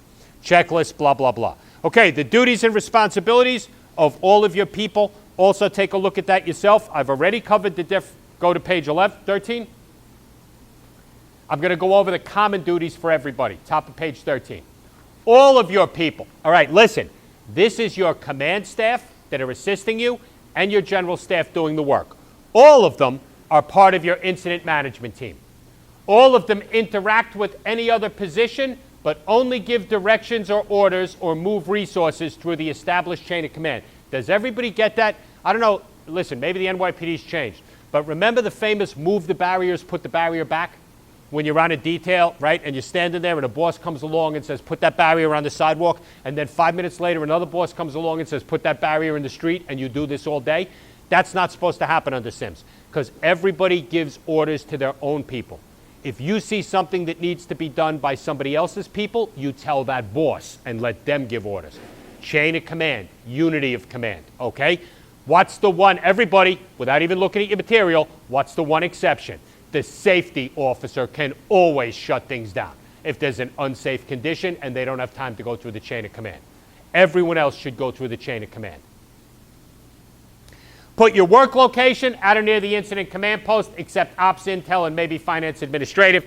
Develop and implement your security safety measures for all your personnel, equipment, and facilities. Assist in the incident action plan. Prepare and maintain appropriate records. Attend planning meetings when appropriate. Give advice to the planning section chief regarding the aspects of the demobilization plan that relate to your function. The planning section chief doesn't attend planning meetings, of course. They conduct planning meetings to get ready to do plans. Okay? The planning section chief supervises the preparation of the demobilization plan. And we already talked about assistants and deputies. Assistants are subordinate and don't have the qualifications. Deputies are counterparts and need the same qualifications. But both can be eyes and ears, both can be a relief, both can be from a different agency or jurisdiction.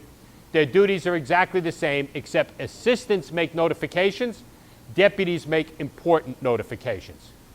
Both can be from a different agency than the principal. The only one I always think to watch for there is the reliefs. Because when we say an assistant doesn't have to have any qualifications, right? And I told you I could be a chief and I could make my driver my assistant. It doesn't sound like they can be a relief for me, but they can, because think about it. If I go for a meal, all they're going to do is answer the radio and come get me if something goes wrong. So yes, they can relieve. They can be your relief while you're going for a meal or while you're taking a personal or something like that. That's all that means. Moving on. The public information, the safety officer, I've beaten to death. We've covered a lot of this already. Just read the actual steps. The liaison officer, the 5 section chiefs. We get to the operations section chief on page 16. And on page 17, we have an excellent, look at page 17. We have the ways that the operations section chief, by the way, I'm already too deep. They have never asked this. But I'm going to give you a couple things that I think are testable and that they could ask a question on, okay? So here we have another chart with how the operations section chief is allowed to break down their resources. Let's look at the top one. It's the obvious one. They report directly to you, right? You're the operations section chief. 1 and 8 shows up, and you direct them yourself. That's nothing wrong with that. They report directly to you. Secondly, all right, the next one. Now I'm going to give you definitions. You break them into sectors or groups. Okay, listen to me. They've never tested this, but it's testable. If you, the operations section chief, divide your people by geography, you call it sectors. Just like, listen, what's a sector in a precinct? Geography. Same thing here. If you divide their responsibility by geography, you've got this half of the precinct, you've got this half. That's a sector. If you divide it by what they can do, by their abilities, you call them groups. So if you divide them by geography, you call them sectors. If you divide them by ability, you call them groups. If you say, okay, I'm dividing my precinct into 4, I'm having 4 sectors. If you say, okay, I've got patrol cops, I've got ESU, and I've got transit available to me who can cover the transit for me, groups. I've got a transit group, an ESU group, and a patrol group. Okay? Geography, sectors, function, group. Or you can create branches to increase your span of control. Listen, if you create branches, all that means is the job's getting even bigger. So you got to consolidate a little. So let's say the riot starts in the 120 and it starts to spread around. So it's just getting big around you. You started out with sectors and now you say, you know what, this is getting crazy. I'm going to form a law enforcement branch that's going to have all my sectors. Then I'm going to form an air operations branch for my helicopters and people there. Then I'm going to form an emergency service branch, a tactical branch for my it's just starting to get bigger, so you're going to start having subordinates, and you're going to start putting people in charge of your branches. That's all a branch is. Okay? So they report directly to you, or you form them into sector or groups, or if it gets bigger, you make branches. So this is a pretty good description right here. If you understand this page, you're probably pretty good if they go to questions on it. I've already covered the rest. I'm telling you, the rest, the check-in process with the planning section chief, everybody else, I've already covered. Read all that stuff yourself. The plans, not that important. Read it yourself. But I do want to go to my final one. Hold on. Here we go. Resources on page 32. I don't like going too deep into SIMS because what we've covered now is probably the questions. I like you to understand. If you really understand what we've covered and then you just read everything else once or twice, I think you're good. I think you're probably okay. Remember, 0 to 5 questions. Chance you're not getting any. I don't want to bury you in SIMS at the expense of command operations or department property and court or what we're going to do next week, tactical operations, which is going to be a lot more. But resources you do have to understand. I already touched on it, but let's hit it again. Kind and type. Here comes another definition. The kind of resource is a general description, all right? A general description. A person, a team, a vehicle, an unmarked, etc. So listen, is a cop a kind of resource? Yes, police officer. How about an ESU truck with 2 ESU cops? Yes. How about 1 and 8 in a van? Yes. All of that is a kind of resource. Okay? Type is very specific. Type is a level of capability. Level 1 is the most capable. Level 4 is the least capable. FD and others are rated 1 to 4. Cops are not, but they're working on a system to rate us. I can't wait to see what that looks like if they come up with that. But the bottom line is, on test day, you will remember there is no, and you got to know the words, the kind of resource, yeah, you're going to have that. If it's NYPD, you will not have type because we haven't been rated. FD rates it like your basic Pro-B fireman would be a level 4. And as they get more experience and more ability and go to more training, they move up from level 4 to 3 to 2 to 1. Okay, and that's it. And that's very important if we send you to other jurisdictions.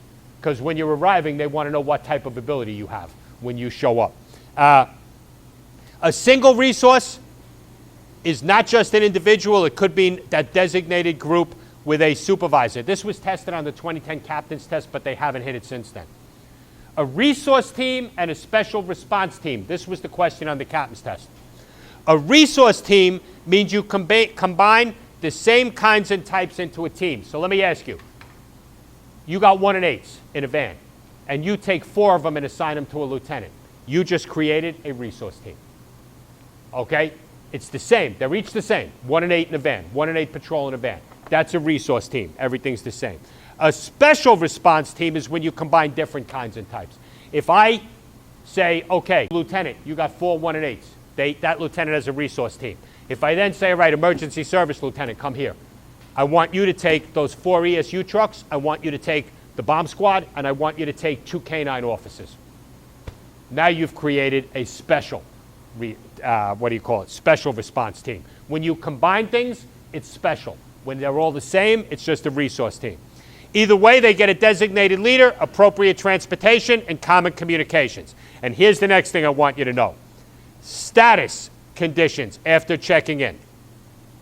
There's only 3 types of status you can be. Everybody ready? You're assigned, which means you're working. There's the obvious one. You're available, which means you should be able to get ready in 3 minutes. Or you're out of service. Listen, don't fight it. That's it. You're either assigned, you're available, which means you're ready to go in 3 minutes, and if you're not one of those 2, you're out of service. Even if you're going to be ready, the question says you're going to be ready in 4 minutes, you're out of service. Okay, until 1 minute passes, then you're available again. You're assigned, or you're available, which means the question says you're ready to go within 3 minutes, or you're out of service. Okay, any change in status more than several minutes must be reported, and you track them however you need to. Okay, the rest of it, good. We're up to the questions. Okay, we're done with Sims, everybody. And next week, tactical operations. Do not be late. Heavy class. Thank you for your attention. I hope I made it at least a little understandable. I'll talk to everybody next week.